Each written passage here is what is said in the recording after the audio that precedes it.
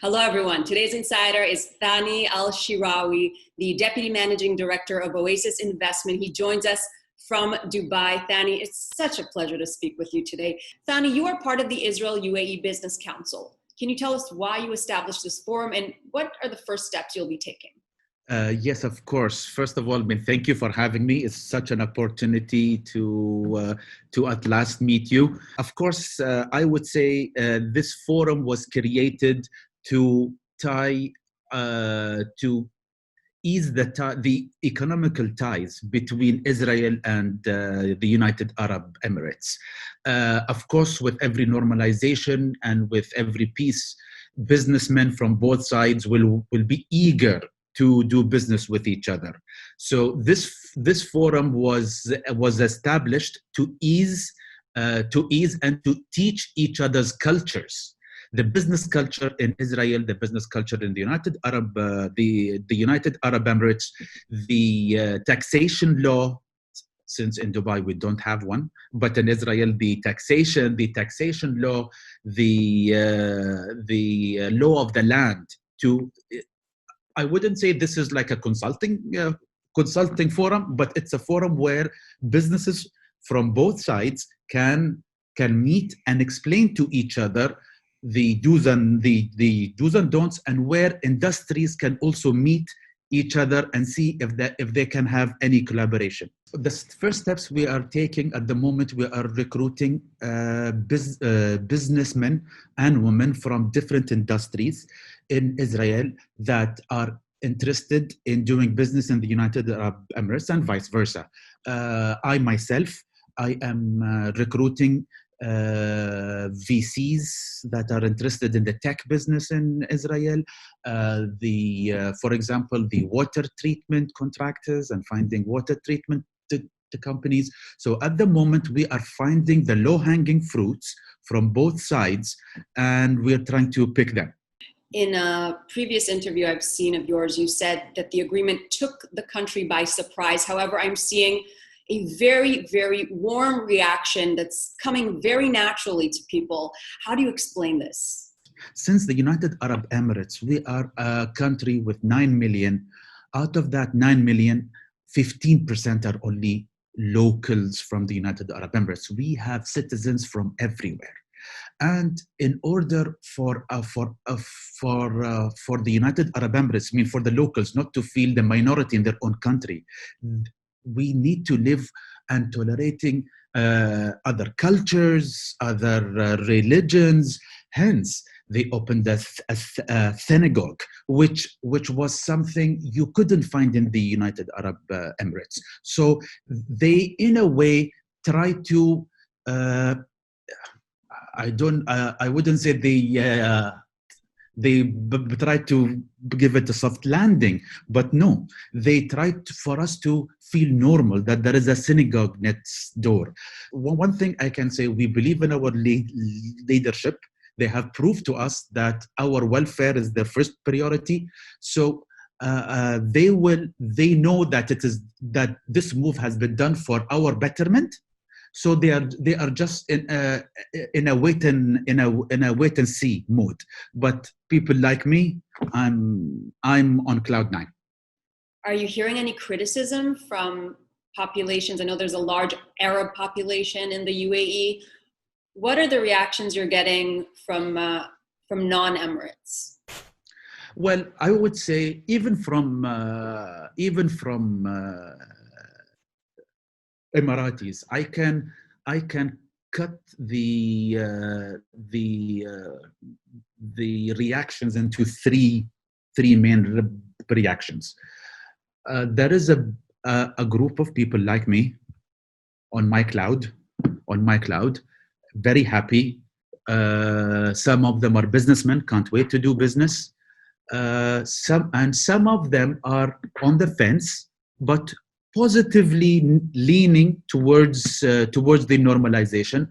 And there is a part that are very reserved, both Emiratis and other Arabs, because for a long time, unfortunately, the education, the media was very anti-Semitic, less the last few years, and I would say none the last 2 years. But this has become a normal to them, and now with the change, they are reserved, and some of them want to do the wait and play. They are in and let's wait before we do the next move mode. But these are the reaction. But to be honest, in the Emirates, I haven't met any person that is 100% against it. I've been pro peace for a long time. I've been an advocate on Twitter in particular, and in social media. I have been actually I've been repeating a tweet like a broken record to the Arabs that the definition of insanity is doing the same thing and expecting different results. Now, the Arabs for the past 72 years, with all fairness, I think at the end they do want peace, but they are using the wrong method. And I think after 72 years, we need to use a different method to achieve peace. And that can only be achieved with normalization. It's easier to negotiate with friends. From my childhood, I wanted peace. I would say from the second half of my teenager life, to be precise, I've been wanting peace. I've been an advocate. Whenever I travel and I meet Israelis, I tend to sit with them, learn, and they want to sit with me. And to be honest, I felt like they are literally my cousins. We have a lot alike. A lot of commonalities, and of course you feel warm.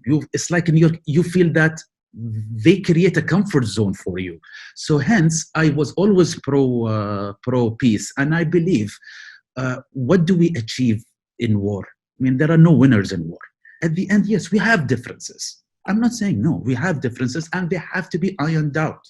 But we need to do it in a civilized way and over the table. Not behind guns and weapons. We don't achieve anything. So I was advocating for peace. I was always saying pro peace. I was debating with both sides. And when the news came out, I actually, funny enough, I didn't expect this to happen. I knew that there were talks behind closed doors. It was no secret, but I didn't expect it to be sudden. I expected that there will be a bit of warming, not just suddenly a surprise news. And I was at a friend's house.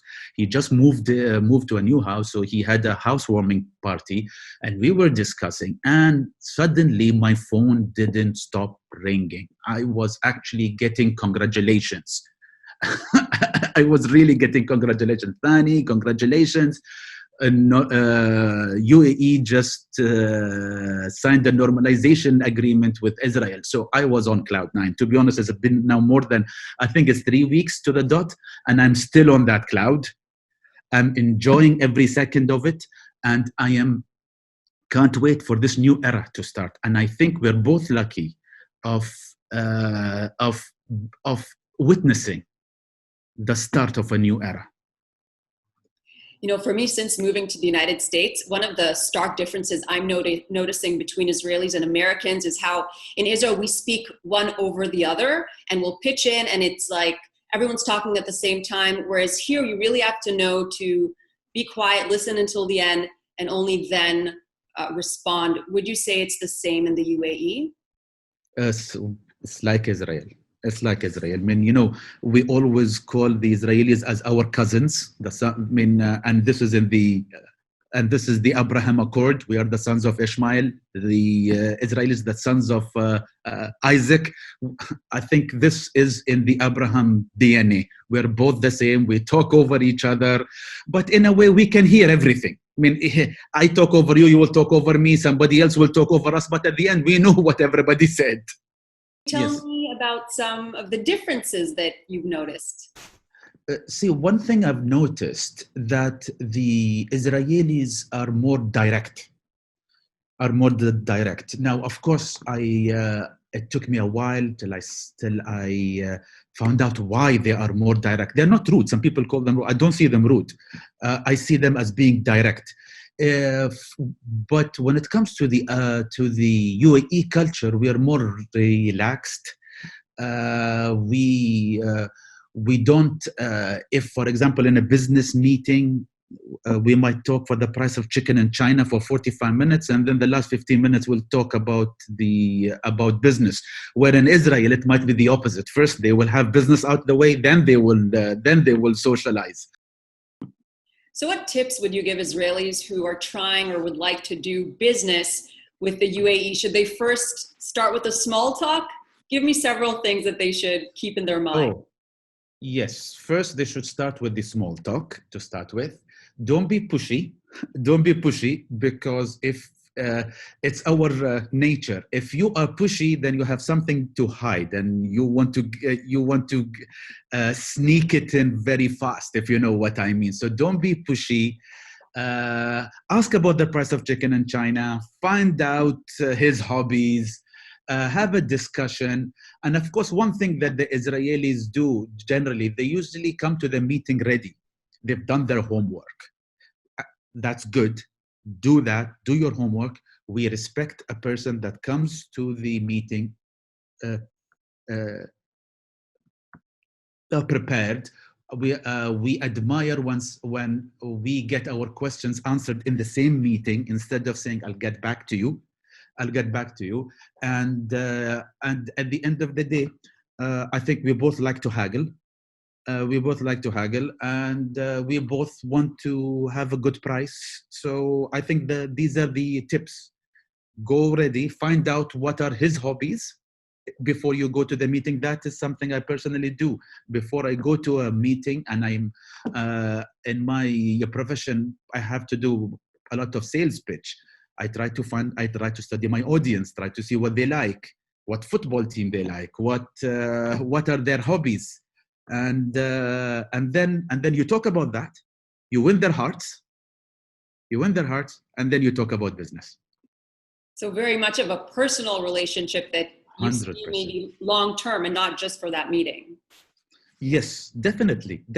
And if for the next meeting you mention something about his family or about his interest, it's like match made in heaven. You don't need to pitch the third time. He will just pick up the phone and cross the T's and dot the I's in the contract over the phone. When we see the traditional outfit that you're wearing, we immediately think about the Gulf. Tell us, who wears it? On what occasion? Who won't wear it? Okay, everybody wears it. And the good thing about it is considered formal and informal also. So if I go to with my friends for a lunch or dinner, I'll be wearing this. If I go to work, I'll be wearing this. If I'll be going to attend a function or a party, I'll be wearing this. The only thing is, if I'll be going camping, or something with or an activity where I will not feel comfortable with the headgear, so I will only wear the kandora, what is the white dress that we wear. I might not put on the headgear, or I will tie the headgear around my head. So everybody wears it from a teenager to an elderly person. And it doesn't have to do with how religious you are, or... No, not at all. Not in the United Arab Emirates. In Saudi, for example, if you are religious, then you wear the headgear without the black, what we call agal. You wear it without, and it's a sign of humility in Saudi Arabia, but not in the United Arab Emirates. Religious or not, we all look the same. But in the United Arab Emirates, it's a free country. The women can wear it or not wear it if they like. It's not forced like some other countries. So it is the free.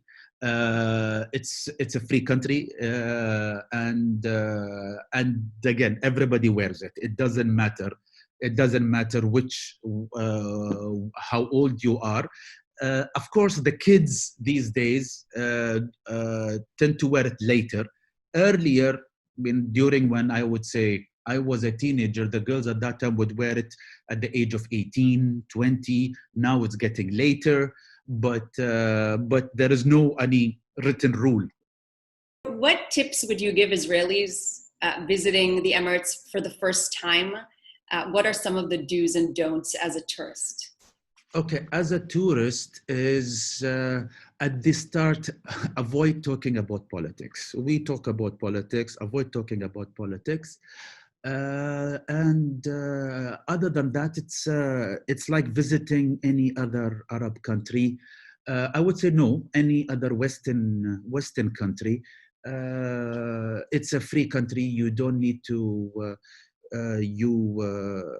you don't need to cover if you don't want to cover. Women can drive, and just the haggling in Dubai is becoming less. So my tip is haggle less. What are some misconceptions that people might have about Emiratis? Oh, a lot of the times I hear that I have an oil well in my house. I wish I did. Okay, unfortunately, I don't. They feel that business is booming at all times. Dubai is like any other city in the world. We have our busts, we have our booms, we have our issues, we have our inflation. So I would say the misconception is that we are recession free or recession, or we are protected from recession. That is a very big misconception. A lot of misconception is also that we are extremely religious. And one thing that we have here is the tolerance. We respect people that are religious, and we respect people that are not religious. We have one of the best nightclubs, the best lounges, the best bars. On New Year, Dubai is a big party. It's a big disco, I would say, on New Year's. Even sometimes on our national day. It's a big party. And plus, on religious days, we become humble and